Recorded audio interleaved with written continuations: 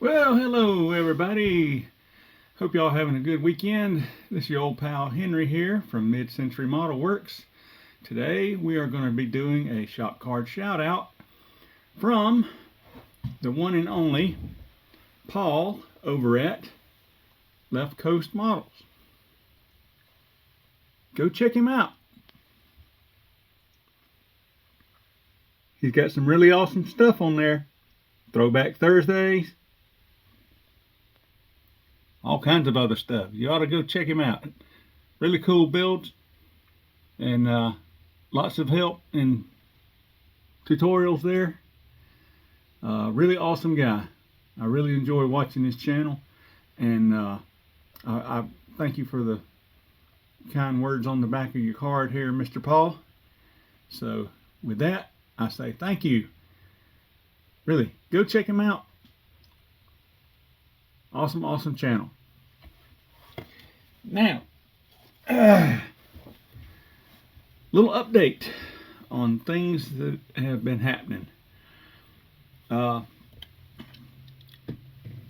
Luckily, this weekend, I actually got some bench time. Yay for me. They were doing some plant tours this weekend, so there was no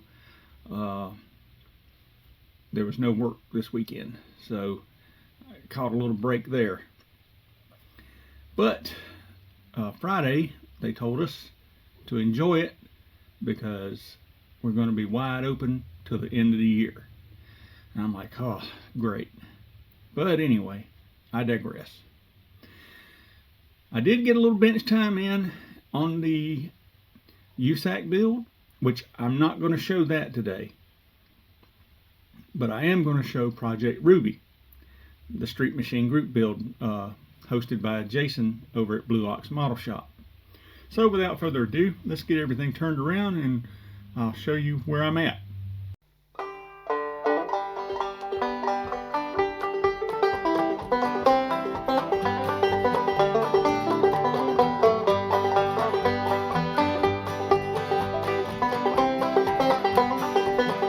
I've gotten done so far.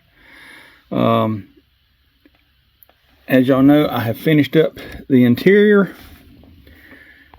I've got my little door locks in place. I've got the steering on. I've got the turn signal stuff, the lever. Got the tack in. Interior's looking good. Got the speakers in. And I'm sort of in a quandary right here with this engine. As y'all know, I've got the 572 here, but I'm running into a little bit of a problem, and I'll show you what that problem is. As y'all know, I love this 3D printed stuff, and it's a whole new world to me, but it does come with its problems. And that being, with some of this stuff, it's very, very fragile. So, as you can see, one of my headers broke. So, that's a bummer. And the problem I'm having is I may end up putting the kit exhaust on here and then trying to remount it. Because when I had these headers on there, it would not fit into the engine bay. I was having all kind of problems with it rubbing and hitting stuff. So my other idea was just to order another set of 572 valve covers and just building it as the kit engine with the kit exhaust, and just using the valve covers painted the same way. So what do y'all think? Any advice? I'm open to suggestions. All right, and there is that's my test body right there that I use to mock everything up with. And I'm going to tell you, this thing can be a pill to try to get the body to marry up inside there. But anyway, this is what the body's going to look like.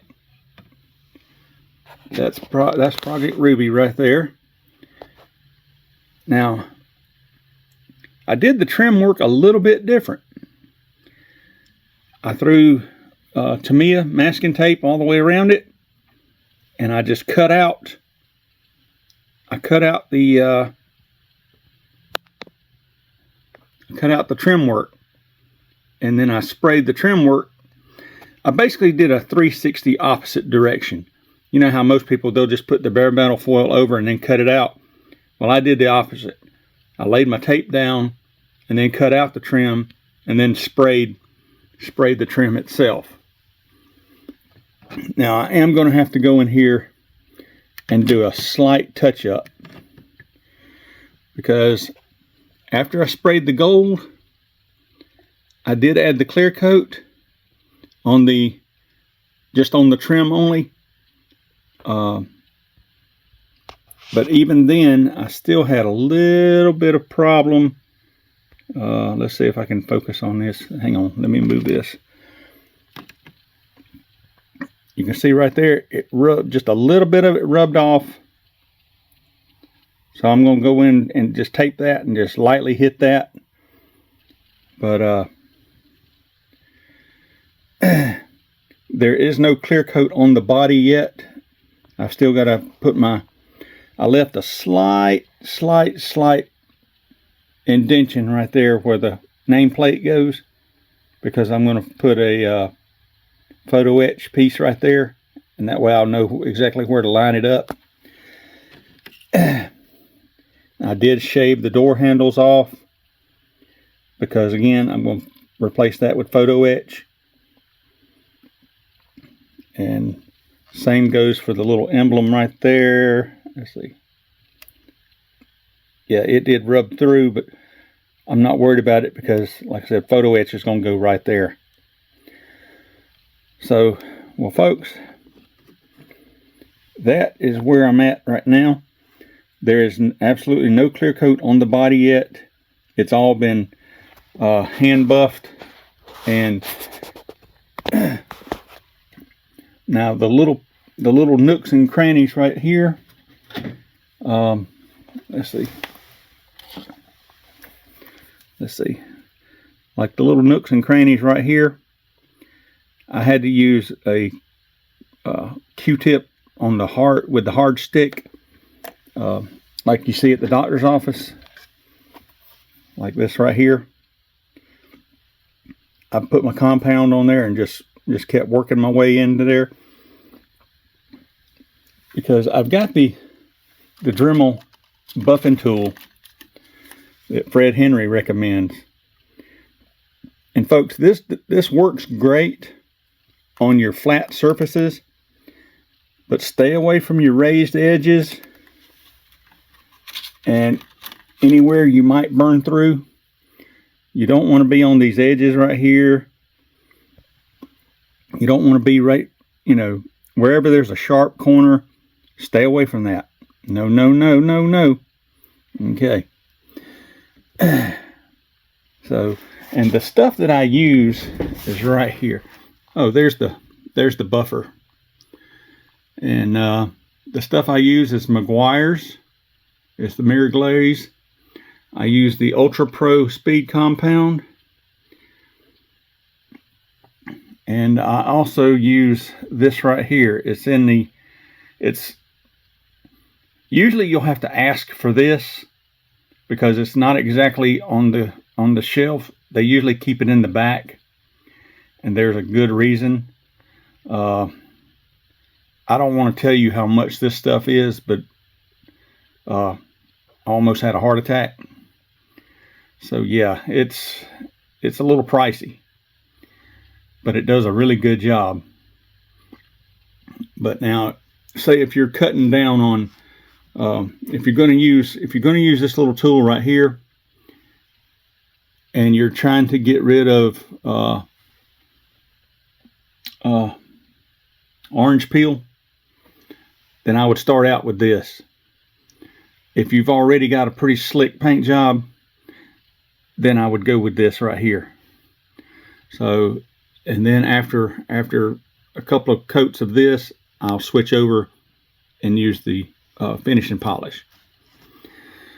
And I doubt I'm going to put any clear coat on it, because folks, back in the day, I know a lot of you people that y'all love these super glossy paint jobs, and that's fine and well if that's what you love to do. But on one-to-one cars, now I'm talking the earlier ones, they really didn't use a clear coat until sometime later. A lot of them just used a lacquer and then they buffed it, or they used an enamel and they buffed it. But they eventually did get around to doing the base coat, clear coat combo. But because I used to do a show car, a one-to-one show car. It was a 75 Grand Prix, and it was baby blue, and it didn't have any clear coat on it. It was just strictly, it came from the factory with just lacquer. So, okay, enough of that. Let's see, do I have anything else to discuss? Well, yeah, I will show you this. Hang on just a second. Let me pause you. All right, folks, we are back. I had to go take care of something right quick. This is the other thing I wanted to show you. As I was telling you that on the USAC group build, I didn't really want to show the progress on the actual truck itself. But I am going to show you this. This is going to be the 21-foot Galaxy trailer that it's going to be pulling. So I have gotten that part done, and it's got some, I did it in just semi-gloss black, and this is all clad, the polished stainless steel, I mean not polished stainless, polished aluminum, I'm sorry. So yeah, that turned out really nice. I like that. I am going to have to come in here and touch this up just a little bit. It had some grit up in there and I didn't catch it. Same on that side right there. You can see the grit. I guess when I was hitting it with the sanding sponge, I wiped it all down with alcohol, but I guess I missed those two edges right there. That's no big deal. That's about a 10-minute fix. So I've got plenty of polished aluminum, and I am going to have to touch this up a little bit. As you can see, the tape stuck to it, and that's about a 10-minute fix. No big deal there. All right, now as far as the USAC truck, I'm not going to really show a whole lot of progress on that, but I am sanding down the bench seats right there. I got the putty in there. Now the thing I've used right here for my putty is called Milliput, and I really like that stuff. This thing is hard as a rock. It's almost like Bondo. Whenever that stuff sets up, it's a two-part putty. You just knead it, roll it around, and just press it into place. It's not a liquid. It's not like the Squadron Gray putty that runs everywhere. This, you have to pretty much press it and form it and shape it in there. It's almost like a silly putty or a Play-Doh or something.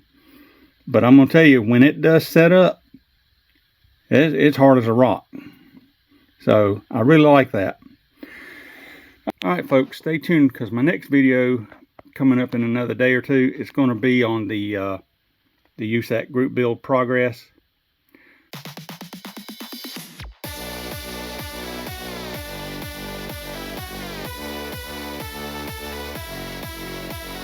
I just want to do a quick little video here. I want to show y'all something. As many of y'all know that I am a type 2 diabetic, and my numbers haven't really been that great, but until here lately I have gone through the house, got rid of every carbohydrate that I could find. Anything with sugar in it, it's gone. Everything carb related, it's gone. So I'm a big pizza fan. So what does a pizza fan do when you can't have carbs? Well, I'm going to show you. Let me flip the camera around and I'll show you what my wife just got through making for me. Here it is, everybody. It's a pizza bowl, and there's no crust in it and there's no carbs in it.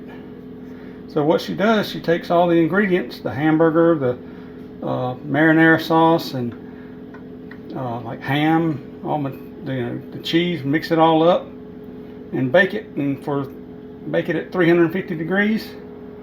Now I can't tell you for how long. I'll have to find out from her.